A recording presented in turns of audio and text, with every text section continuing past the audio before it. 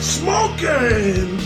Radio Free Innsmouth, episode 427. Back at you with some more BlazeBirth Hall stuff because I personally can't get enough of that collective's peculiar take on black metal. This time around, we're going to be talking about Nitberg. 하나더라고요. Good question, just what the heck is a Nitberg? Well, for one, it was the name of the project responsible for some of the last ever black metal material put out by the BlazeBirth Hall guys. Sort of the culmination of that whole project, with the lineup consisting of Nagelreid from Branekald, Ulfgegner Irminson from Ravendark, and Donnerwyrd initially, who is kind of the de facto drummer for all BlazeBirth Hall projects in the second half of the 90s through the early 2000s. But you're probably wondering, just what the heck does Nitberg mean? Like, that's a weird band name. I don't know if there's ever been any official statement about it, but I think I might have come up with a working theory. You might remember from the Ravendark episode last week, I talked about how, a lot of black metal bands out there do broken English. BlazeBirth Hall did what I'm assuming was correct Russian, broken English, and broken Norwegian, and I believe the genesis of the band name comes from that. To start off with, the second half of the name, Berg, not just a suffix appended to the last name of your local jeweler. I denounce anti-Semitism in all its forms,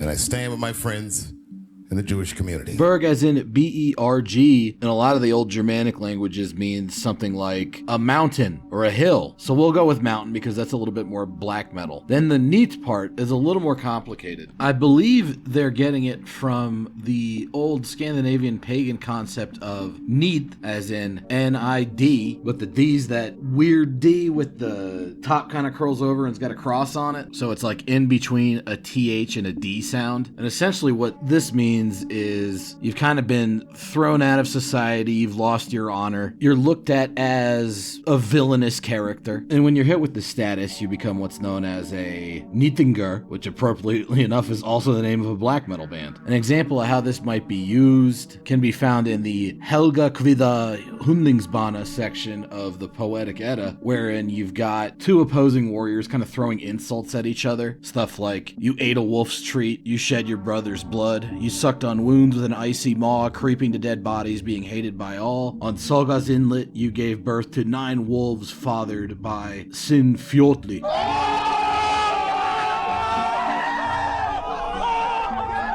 I'm assuming those were like really fire disses back in Old Icelandic. But if you kind of combine those two words together, I think it means something like Mountain of the Banished. I don't know. I could be completely wrong. But what it does mean is really good black metal that absolutely picks up where the final Branekald releases left off. And if you've seen part 3 of my Branekald retrospective, you know how strongly I feel about the later era releases from that project. And the best place to start with Nitberg is on their 2007 released but recorded in 2001 debut full-length album Donnerwetter Donnerwyrd.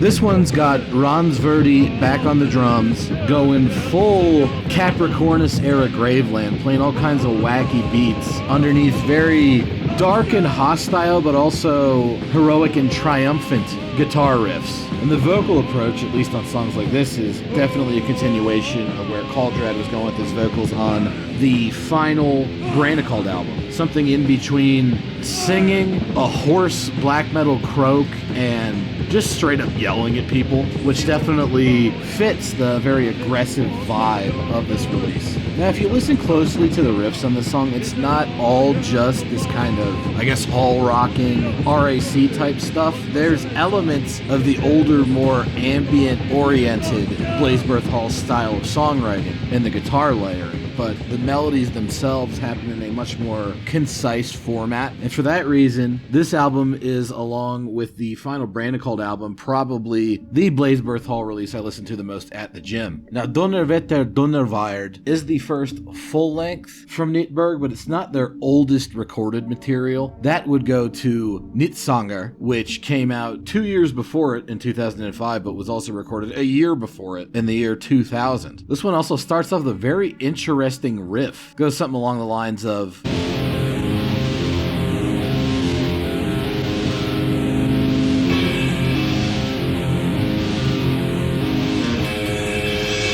solid, ambient, Slavonic black metal riff, but I find it to be particularly interesting because it bears more than a passing resemblance to a Shabalba riff that went a little something like...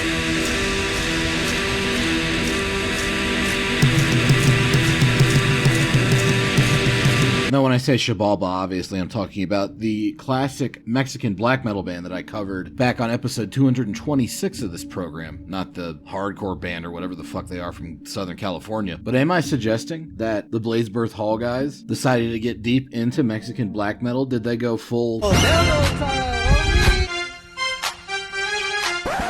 Probably not. It's more likely that both groups were just heavily influenced by Bathory, Burzum, and Darkthrone and took it to similar extremes of ambience. I just thought it was an interesting sort of stylistic overlap. There's also a lot of commonality with the more percussive elements of Darkthrone's Panzerfaust, specifically on the song Quintessence, which, as everybody knows, is one of my favorite black metal songs of all time. But these vocals, that's unique to BlazeBirth Hall, this sort of skaldic, proclamatory style.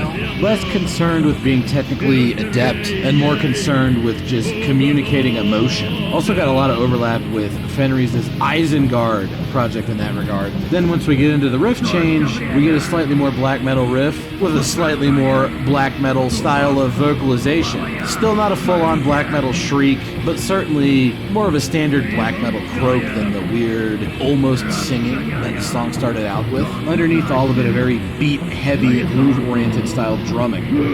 And Ron's Verdi is as good at that as he is the more standard black metal Transylvanian Hunger styled drum beats. Speaking of which, this EP is split about 50-50 between that kind of rock against communism, folky, bouncy style, and a much more one-to-one continuation of classic BlazeBirth Hall, stormy black metal. The best example of which on this release has to be the song Holocaust Yevreim Yatravilne, which means something not very nice when translated from Russian to English, so try not to say it in front of your elderly 97-year-old babushka, okay? Word to the wise.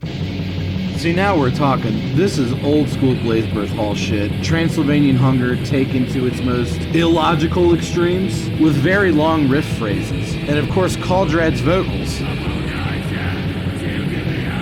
are a lot closer to his standard performance from what you might expect on an early 90s Brandicald album. Not that there's anything standard with how great this guy's pure black metal vocals sound. One of my favorite black metal vocalists of all time. But all the instrumental components apart from the drums on this release are actually handled by Ulv from Ravendark, which might explain why it's still a bit riffier and less ambient overall than Brandicald is. And that other instrumental component, Ron's Verdi's drums, are at maybe the best he's ever done. Like right here, he's kind of doing double bass triplets, but it's more so that he's just pushing himself so hard that it accidentally turns into that when he really speeds it up. It's fucking nasty sounding. Just pure hateful emotion spilling out over the drum kit in a much more aggressive style than is usual for a BlazeBirth Hall project. Then the follow-up full-length album we already briefly talked about is kind of split down the middle in terms of song styles the exact same way. You got those epic, triumphant, vaguely rock against communism, bouncy sort of songs, and then you get the continuation of the pure black metal side of BlazeBirth Hall.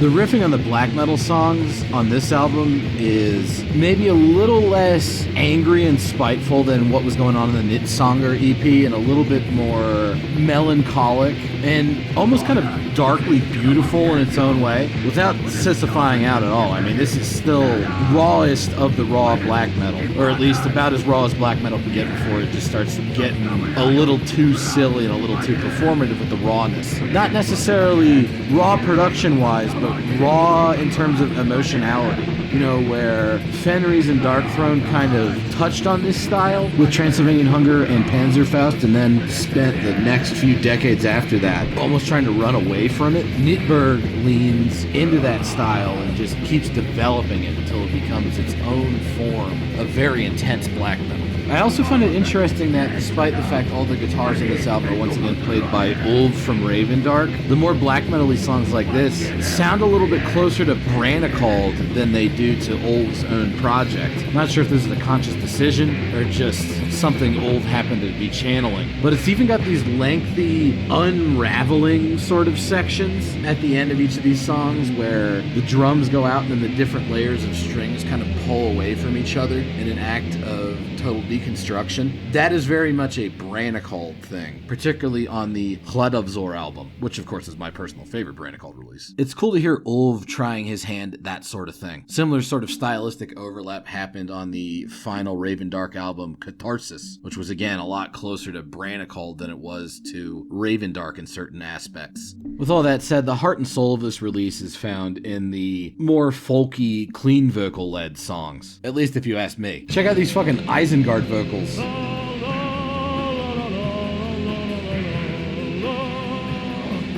A lot of people are probably going to hate them because they're not necessarily always on key or technically adept. For me, that doesn't matter. I also really dig vocal parts like this where he's doing some kind of Tom Araya from Slayer thing, spitting out a whole bunch of verses really fucking quick. And then the follow-up, more triumphant riff plays off of that sort of thing very well. Got a nice rolling feel to it that contrasts very well with the more black metal-y, melodic, sort of emotional riff set that succeeds it. Again, you got these very long riff phrases that, at least to my ears, smack more of Brannicold than they do of Raven Dark. This is actually some of the last times any of these musicians would be involved in riffs like this. Then we get into the more rolling, optimistic-sounding stuff where it turns more towards Raven Dark than it does Brannicold, which is why I kind of see Nitberg as less of a continuation of Brannicold or a continuation of Raven Dark more than it is a continuation and a synthesis of both of their styles. Then we get another really nice sort of unraveling section for this, the final song on the album. And for a long time, it looked like that was going to be the final thing we were going to ever hear from Nitberg. But around 2010, something exciting happened. A new Nitberg release was announced, Nagelreid, which holds a special place in my heart because after already being into the BlazeBirth Hall stuff for a few years, I was finally getting to see something new come out. My first new BlazeBirth Hall experience made it kind of special, you know? Like, did you ever have something where you got into it like after it started, and so the whole time you're sort of working backwards, and then they put out something new and you're there for the hype train for that, you know, with like Niall's Annihilation of the Wicked when I was a kid, or Twice's. Speaking of which, I finally got to see Twice live, and holy shit, dude, way better than I thought it was going to be. And I knew it was going to be pretty good. I mean, there was this whole part towards the end where they came back on the stage to do like extra songs, and like the crowd passed Geo up this wheel that had different song titles written on it, and she's like looking at it, getting ready to spin it, and she's like, oh, you know, if this one comes up, we got to do a respin because I don't fucking remember the choreography for it. I mean, oh my god, dude, she's just like the best ever. She's so funny. 안녕, 나는 총무부장이야. Right, sorry, got a little off track there, but yeah, that's why this particular Nitberg album is special for me. It was the first one that I was there when it came out. I got to experience all that, and there wasn't that much info on it prior to it coming out. All I knew was it was going to be based on riffs that Ulv wrote before he died. It was going to have Kaldrad on vocals, and then all the instruments were going to be played by Stringskald, who was one of the primary instrumentalists for most of the Temnozor albums and Ulv's co-guitarist on the final Forest album. So I'm getting ready to put it on. I'm like, oh man, this is gonna be fucking sick. And I'm ripping it to the computer. I'm like, hey, wait a second, is this album broken? I'm only seeing a 56-minute long track. Did they like not divide it up? Then when I listened to it, I realized, no, it's supposed to be like that. This is like a 1 hour long, one song album. In terms of the pantheon of one song, long ass extreme metal albums, I would say it's even better than Crimson, The Dwelling, and the self-titled Société de Glace, all of which are amazing albums, by the way. It's about tied with Crimson 2 for being my favorite one-song extreme metal album. And yes, I did just say I like Crimson 2 more than Crimson 1. Deal with it. Shit. Nut up. Or get fucked up. And it's actually got a decent amount of commonality with both of the Edge of Sanity Crimson albums in that, yeah, it's one big long song, but there's sort of like islands of miniature songlets that kind of go together, and you might be able to separate them out, even though you'd end up losing the bigger picture. Then you've got sort of like linking connective sections, repeated motifs and such that make the whole thing feel more like one complete song than just a collection of riffs, almost rather opera-like. like. But not only that, it's definitely a Nitberg album because it plays into that sort of dual construction that was common to the two prior Nitberg releases. In this case, you've got sections of very hostile, venomous, almost mean-spirited stuff that are then linked to and alternate with much more epic, heroic kind of sections, sort of like you're continuously going down into the murk and then pulling yourself back out. And it starts out with one of the nastiest sections I've ever heard from any BlazeBirth Hall project. And oh man, String Skull on drums, he's got Rondsverdi's passion and creativeness, but to that he applies the practice technicality of a session musician in the best way possible. Like this opening riff set right here, I gave you 3 different repetitions of the same riff just to show off the different kinds of drum beats he comes up with. Then it goes into letting one chord kind of hang, and then you get this very hostile, venomous melody kind of creeping up on you, sort of emerging from behind the guitar noise, and then with a violent explosion of drums.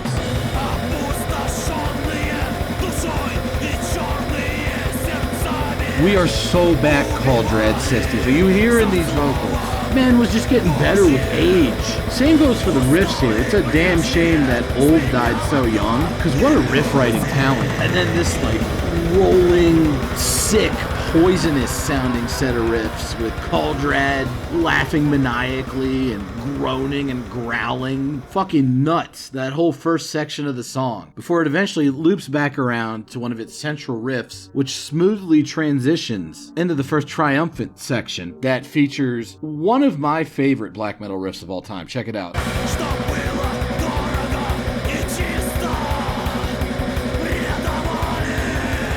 You know, more great, poisonous sounding black metal guitar that eventually collapses in on itself with one of the nastiest, longest, most indulgent, but in the best way possible, drum fills ever. And then the riff happens.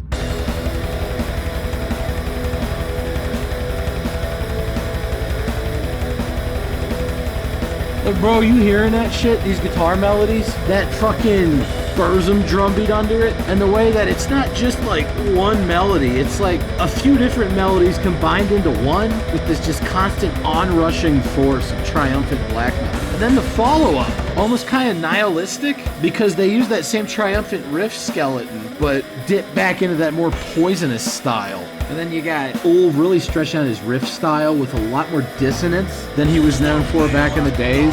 Way more bar chords as opposed to the power chords that dominated a lot of Ravendark's old material. Perhaps his most purely Scandinavian sounding stuff. And that goes double for this section, which is like shimmery, higher pitched guitars, almost giving up the same vibe as something like Streed, which was always one of my favorite old school Norwegian black metal projects, but wasn't really an atmosphere that BlazeBirth Hall had tackled all that much before. Like, this isn't just a we're back type album. This is like musicians pushing themselves to do something new while still retaining true to the original impetus behind their project. From there, we eventually move into another very triumphant sounding section, and this one really harkens back to the Nitberg classics of the early 2000s. Like, damn, bro, what's this, some fucking Peste Noir style riffage? Again, probably more correlation than being into similar bands and arriving at similar sonic conclusions, but still not something you would expect from BlazeBirth Hall. But then the clean vocals happen, and they're so fucking good. Like, if you're one of these nerds out here, big into everything being professional and perfect, I guess you might shit on older Nitberg clean vocals for being a little bit more concerned with emotionality than they were with always hitting the right notes. Not here though. Cauldred, 100% on point as a clean singer, playing off the guitars beautifully. And I love the layering going on here. There's like a shouty voice, there's a singing voice, there's like a narrative thing all kind of happening at the same time. Feels like voices coming at you from the spirit realm. And it's kind of a whole new approach for BlazeBirth Hall, while at the same time still 100% fitting in with the rest of the BlazeBirth Hall catalog. And that sort of concept reaches its culmination towards the end of the album, where I think it's Ulf's riffs, it might be String Skull's riffs. There's kind of a mix of both on this release. Whoever's responsible for some of the guitar shit that's going on towards this album's end, man, really good fucking job. Nothing else sounds like this.